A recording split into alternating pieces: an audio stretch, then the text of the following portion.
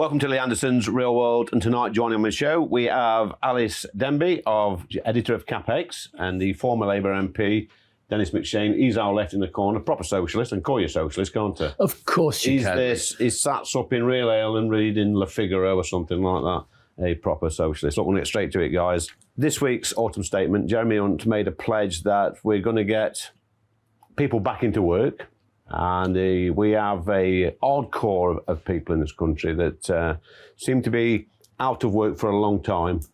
And he's going to try and encourage them back to work by giving them a chance, but ultimately sanctioning their benefits if they don't get into full-time employment. Alys, is that a good move by the Chancellor? I mean, I think the labour market in this country is completely broken. You know, we've got more than 1 million vacancies. And as you say, we've got this rump of people who are long-term unemployed. And that's gone up a lot since the pandemic as well. It's gone up by about 500,000 since the pandemic. So this is a real problem. So he's absolutely right to focus on it. And if you drill down into the data, one of the biggest drivers of this long-term unemployment is young men. That's where the biggest increase we see in unemployment. Young men aged 18 to 24 have long-term mental health conditions. And this is a real problem for these people. And he's absolutely right to be encouraging them to get back into work. This welfare state should be a safety net. It shouldn't be a dependency trap. Dennis? Not really. I mean, when you and I were young, Lee... You don't think I'm the same age as you, Dennis? I certainly hope I've got far more experience and knowledge. What you actually had in areas like steel in Rotherham and coal in Derby, the young men who weren't very well qualified, perhaps some problems, they were looked after by the labour market community. They were given slightly softer jobs, warehousing, sweeping, janitor duties, on guard, gatekeepers, and everybody looked after them. But when the unions were destroyed, and the bosses living in Silicon Valley sent down the order, cut labour, all of those were thrown onto the scrap heap, and the scrap heap no longer cushioned them because of the other cuts, not particularly blaming Tories or Labour. We just destroyed the support basis of a decent society. So there you go, Alys. I mean, Dennis, the socialist, is sort of suggesting that white working class lads in places like Ashfield, Mansfield, Bolzo, wherever they are very good at sweeping up. I think he's made a very compelling case against the welfare state there. He's talking about how this is a responsibility of civil society and perhaps not the government should be getting involved. Only if you've actually got a functioning labour market, Alys, and a functioning civil society. But we have done so much damage to the institutions of the civil society in the last 40 years. When I compare it to other slightly fairer countries, every country's got problems like this, but there's a bit more looking after, and we no longer have a caring Britain. I can blame it all on the Tories. Actually, I think the Lib Dems are mainly responsible in the last government. I mean, they were brutes in backing very right-wing, ultra-liberal austerity measures. Bringing all that back, the bosses, the employers aren't interested. They've given up training. They're not prepared to pay for training. You go to any other decent country in Europe, and you leave school at 15, 16, you're not going on to university, straight into one of 300 or 400 really good apprenticeships. But Dennis, the jobs are there. The jobs in places like Ashfield, where I represent, the apprenticeships there, the jobs are there. It's just very, very difficult for employers to get the young people, get that mindset of young people into those apprenticeships. The jobs are there. They tell me this every single week when I visit them. Alys, how do we get these young people? Because back in the day, when I left school, you could physically see where you was going to go to work. For me, I saw coal miners walking past my house to do a shift in the pit. I went down the pit. My sisters saw women going to the factory to do a shift in the factory making clothes.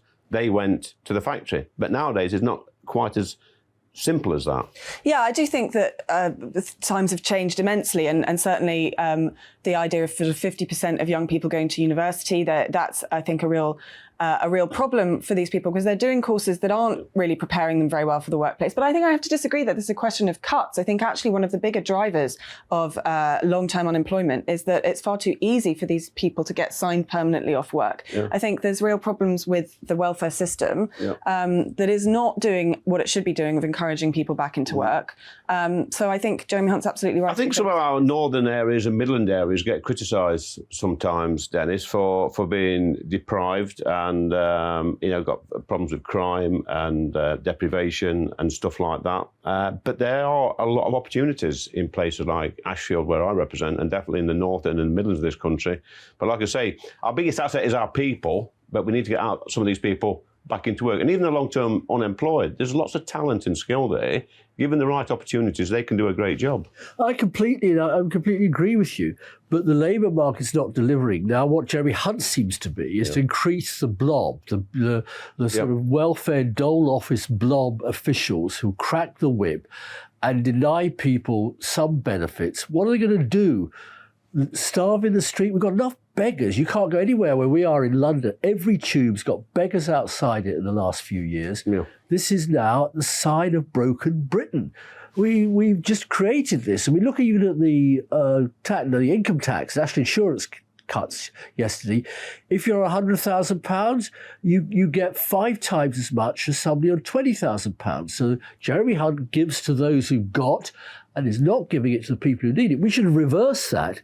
We should have given the national income tax cuts in money terms to the poorer people who needed to buy food. I mean, where I live in rich Pimlico, you're going there next week, very middle-class area, Tory council, Tory MPs. You live there, don't you? I live there because it's handy for Parliament and I want to see my children grow up. And there's now a food bank and they're giving out free food, spare food on a nice middle-class residential posh London street.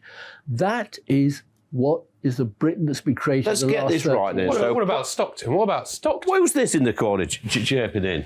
Oh, it's Andy. Andy, what do you mean about Stockton? You look at the Home Secretary, the newly appointed Home Secretary, James Cleverly.